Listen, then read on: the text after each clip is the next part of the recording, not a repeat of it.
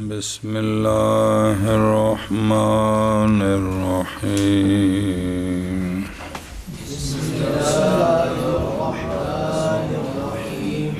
ثم الموصى له بجميع المال صلی اللہ علی نبینا الکریم وعلی آلہ واصحابہ وبارک وسلم۔ بسم اللہ الرحمن الرحیم۔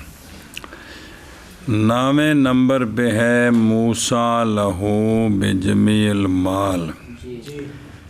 کوئی شخص وصیت کرے میرے مرنے کے بعد فلاں شخص کو تہائی دینی ہے، چوتھا حصہ، پانچواں حصہ، چھٹا حصہ، ساتواں، آٹھواں، نواں، دسواں، گیارہواں، بارہواں، جتنا کہ وہ دیں گے۔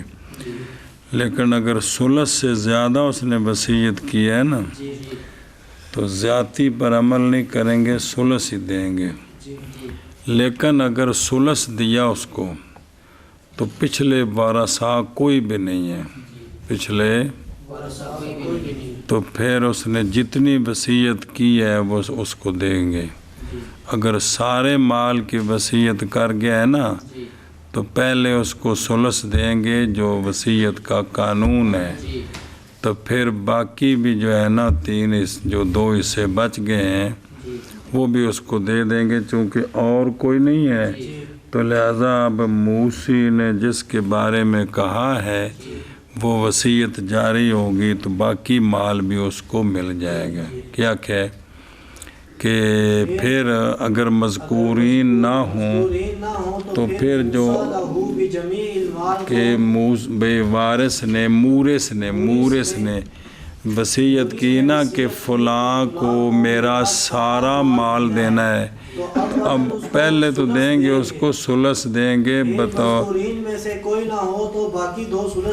اسی کو اس کو دے دیں گے، سمجھے؟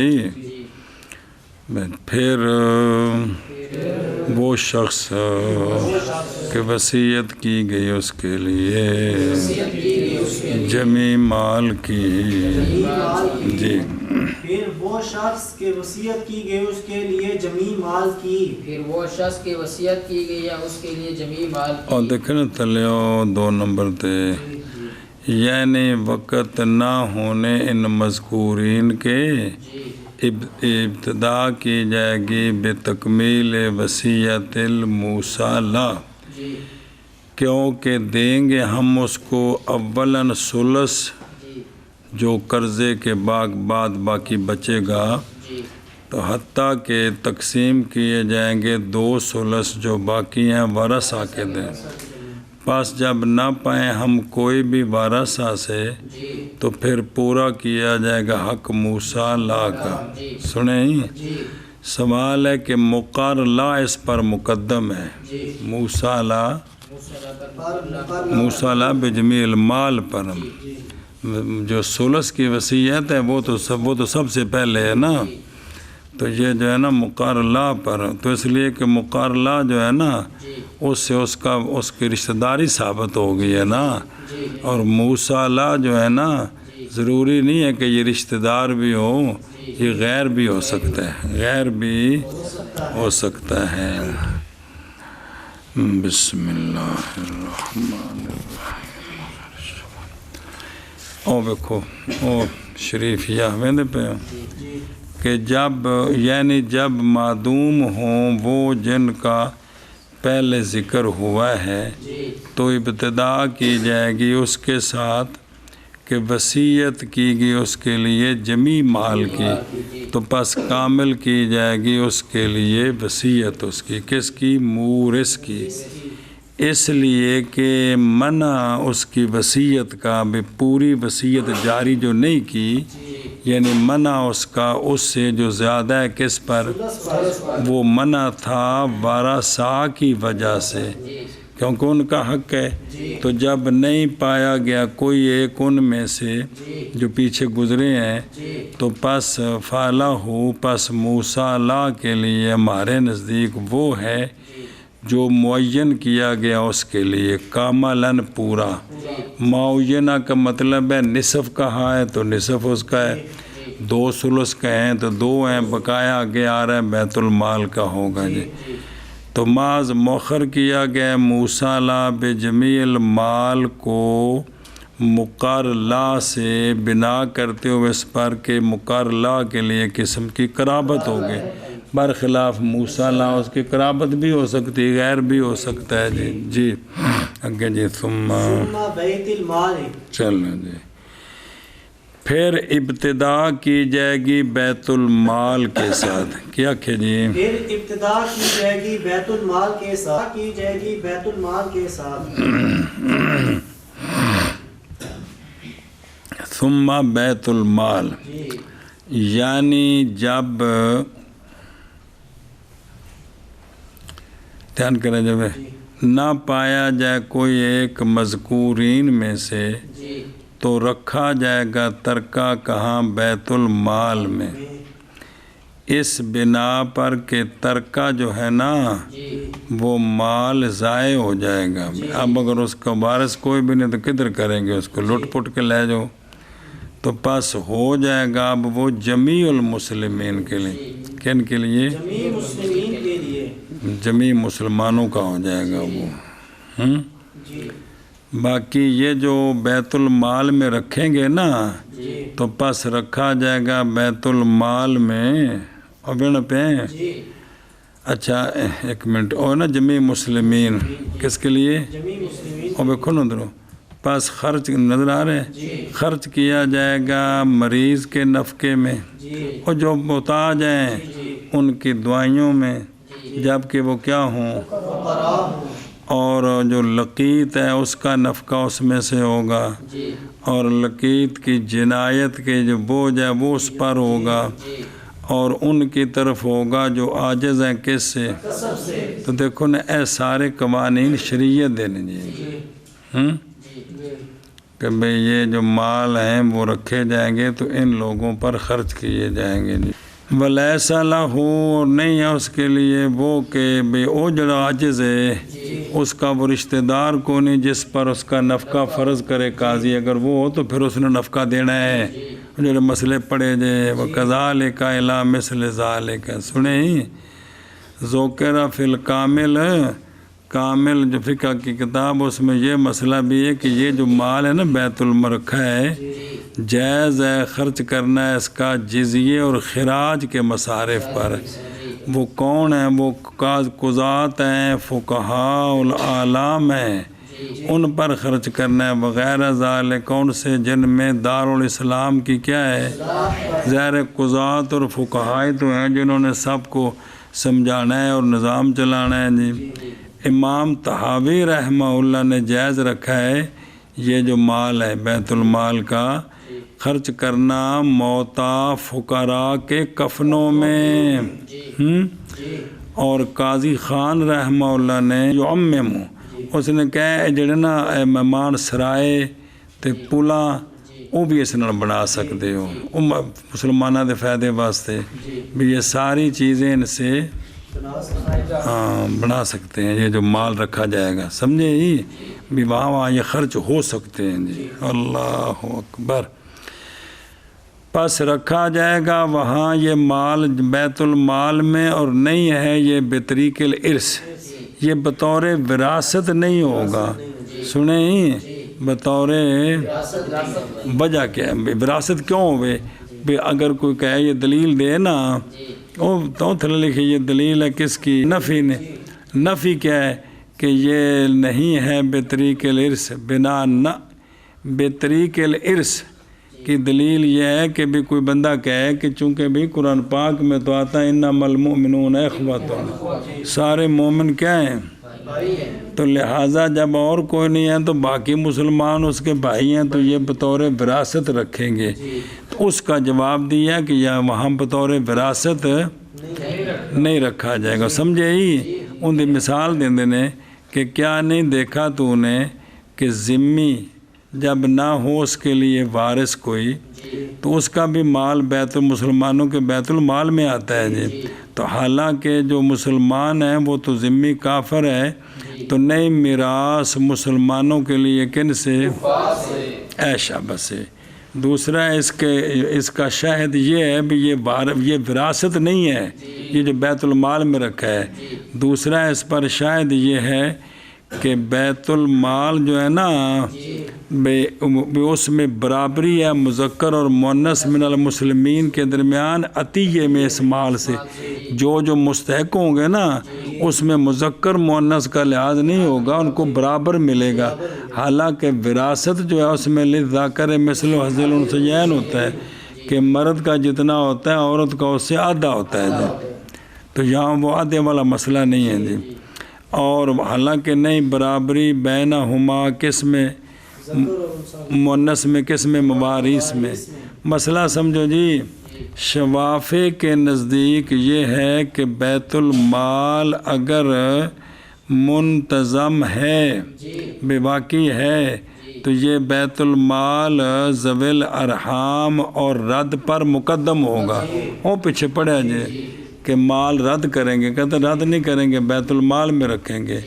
اگر ذوی الارحام ہے اور کونیاں تو ان کو نہیں دیں گے بلکہ میں رکھیں گے جی۔ اور اگر بیت المال منتظم نہیں ہے تو پھر رد کیا جائے گا پہلے کن پر؟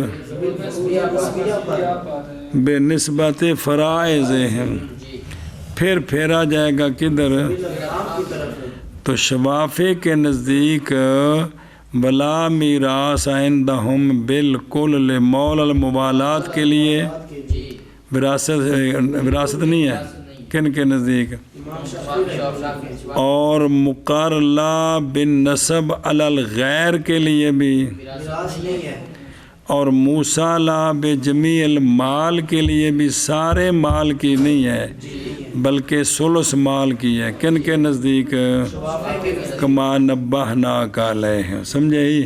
پھر ابتدا کی جائے گی بیت المال کے ساتھ جی، پھر ابتدا کی جائے گی بیت المال کے ساتھ جی، ابتدا کی جائے گی بیت المال کے ساتھ۔ اچھا جی پیچھے دیکھو نا، پس ابتدا کی جائے گی اصحاب فرائض کے ساتھ۔ اصحاب فرائض وہ لوگ ہیں جن کے لیے حصے مقررہ ہیں اللہ تعالیٰ کی کتاب میں اور رسول، اچھا جی، اور سنت میں اور اجماع میں۔ پھر اصحاب فرائض کے بعد درجہ اثبات نسبی کا، کس کا؟ اور اسبا ہر وہ شخص ہوتا ہے جو باقی چھوڑ دیں اصحاب فرائض، اور اصحاب فرائض نہ ہوں تو وہ سارا مال جمع کر لے، سارا۔ پھر اس کے بعد درجہ ہے تیسرا اسباب سببی کا، کس کا؟ اسباب سببی، سنا جی؟ ذوی الفروض بھی دو ہیں نا، اور زوجین بھی ذوی الفروض ہیں، لیکن وہ کیا ہیں؟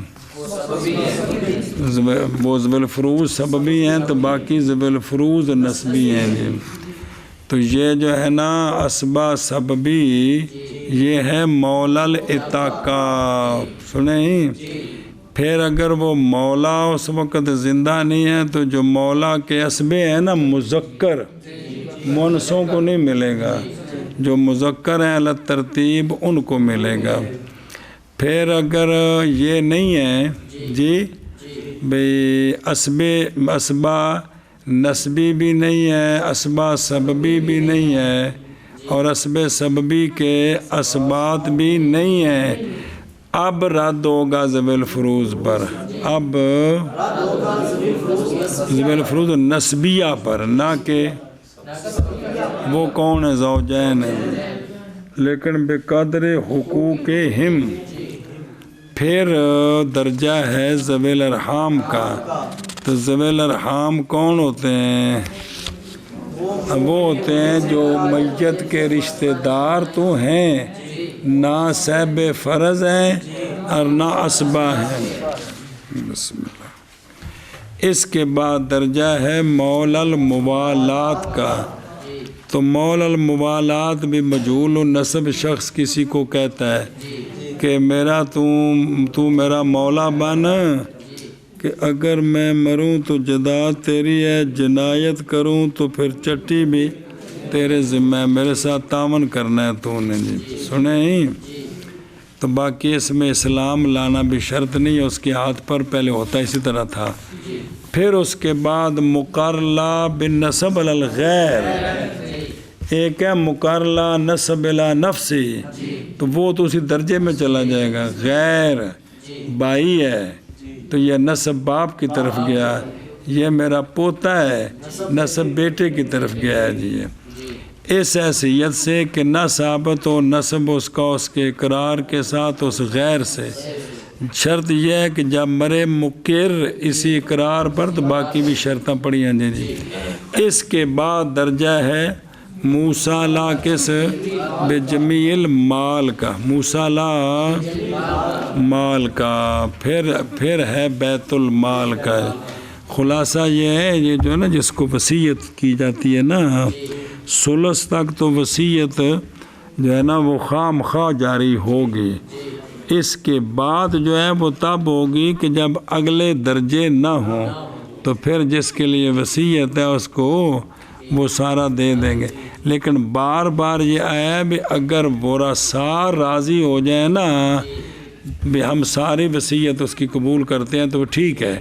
مثلا باپ نے کہا کہ میری یہ جائیداد ہے، یہ 2 دکانیں، تو یہ فلاں غریبوں کو دے دیں یا فلاں مدرسے کو دے دینا، تو بیٹے سارے کھاتے پیتے ہیں تو وہ کہتے ہیں جب ہم ابے کی ساری وراثت نافذ وصیت نافذ کرتے ہیں تب ان کا اپنا حق ہے، وہ اس کو ساکت کر رہے ہیں، ان کو اجازت ہے، ان کو بار بار گل آئی جی اگر ورثاء اجازت دے دینا تو پھر ٹھیک ہے۔